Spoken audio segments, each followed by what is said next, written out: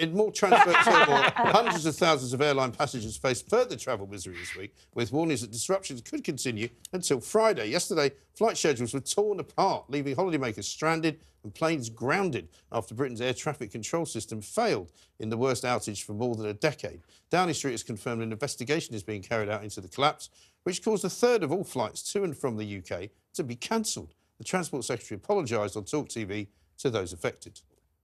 Can I just add my apology to what National Air Traffic Services said yesterday for all those people that have been impacted. Thousands of people were affected yesterday with the flights that were cancelled, and I know how difficult that will have been for people, and people have been working very hard to get the system back up and running. It was a technical issue yesterday. But that will do little to placate the stranded families who've been forced to sleep on trolleys and terminal floors. And despite the glitch being fixed, knock-on disruption is expected to impact tourists for the rest of the week, with tensions seeing fists flying at some airports. And in the past hour, Britain's National Air Traffic Services have revealed the failure was caused by flight data it received, and the company's primary and backup systems responded by stopping automatic processing. There's been mounting speculation that the culprit may have been an incorrectly filed flight plan by a French airline. Oh. Well, zut alors, as they say. I mean, unbelievable. I was talking to Simon Calder this morning, and he said something like 300,000 people have been sort of displaced and have woken up somewhere they didn't expect to be. Some people have been told it could take a week. They're flying night flights into Heathrow and Gatwick, I think, apparently tonight, in order to try and catch up. But it seems extraordinary, doesn't it, that you've got a system where it has a fail-safe, it has a backup system, and then that doesn't work either. Yeah. And you kind of go, really? Yeah. I mean, it's quite dangerous. I mean, when this story broke yesterday, I was reading it, and it was written so badly that it didn't read like a really bad situation. It read like something historic. Oh, this had happened, you know, a month ago. Yeah. And I'm going, hang on a minute, it's actually happening now. And they were holding planes in Los Angeles. They were holding planes all over Europe. People couldn't take off from here. There was one flight I saw, Glasgow to Stansted, scheduled from 5:15, was due to go at 1:05 in the morning. I don't even know if it took off.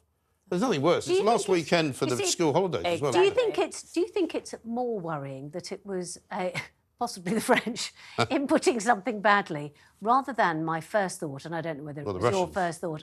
Of course, I immediately thought that it was a hacking attack, and I thought, oh, for goodness sake, of course we should have expected that, and to realise that actually it was somebody who went extra dot or an extra at, or, I mean, I don't know how you do it, but, you know, that it was actually something more prosaic.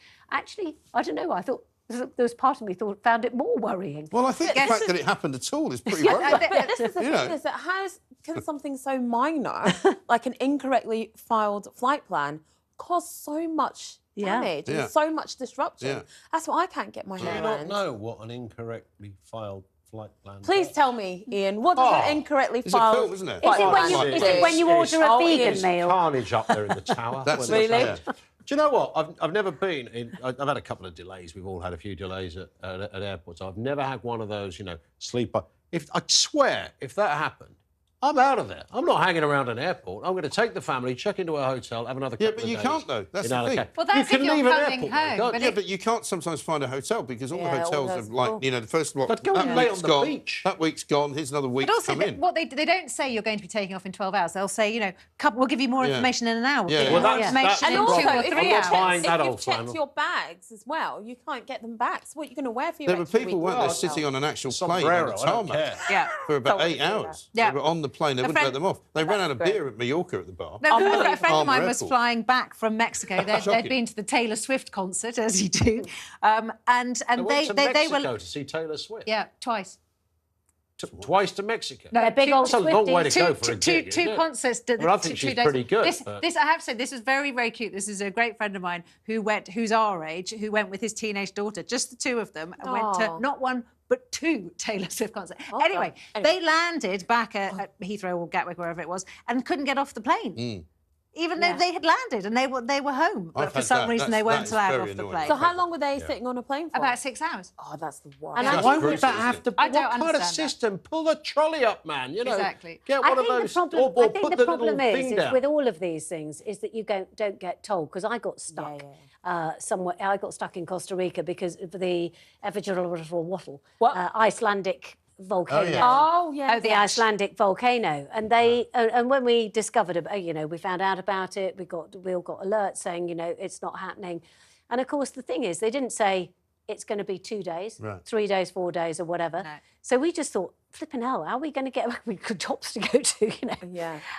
And if somebody had said it's going to be a week, you'd you know go, what to do. right, Yeah. okay, sort something. You try and sort something out as best you can. But it's as you say, it's when they say come back in an hour, check back It's in being an hour, teased. and it's being teased exactly. Never happens, tormenting though, And does it? Never also, happens. if you have budgeted down to the nth degree and you have saved up for this holiday and it's that week and there's no more money There's no in the wiggle pot, room, then how on earth do You're you... going to sleep on a floor in a... Oh, Well, if you don't have, This if is your credit not cards are conducive maxed with a out, civilised world. We I used mean, to do that, though. how has it I come mean, to do you remember the standby? Me and you. When I used to go to America and didn't have any money, you'd go down to Victoria Station. Oh, and just where wait there was a for Pan them. Am, Yeah, yeah. Pan Yeah. Am Yeah. office there, and you could just sleep in the doorway. And Yeah. when they opened up in the morning, you went and got a standby ticket, fly to America for 50 quid or whatever. it was. Amazing. Well, just before we move on, Paige, Right. just to reassure you that the system really is as bad as you think it is, I did phone my friend Scotty, who's an air traffic controller. Beam just, me up. just beam me up. of course. And you blip, blip, blip is what we call him, Scotty. You must get tired of that. And I said, oh, come on, Scotty, this is a hack, isn't it? And he went, no, the system is so antediluvian. Really? It really It just can't. shut down. He said it's so antediluvian that it can't be hacked. It's not modern enough to be hacked. Oh, wow. God. All right. So there you go. That's worrying. Is that good or bad? Well, I don't exactly know. as Penny was saying, that's kind of awful.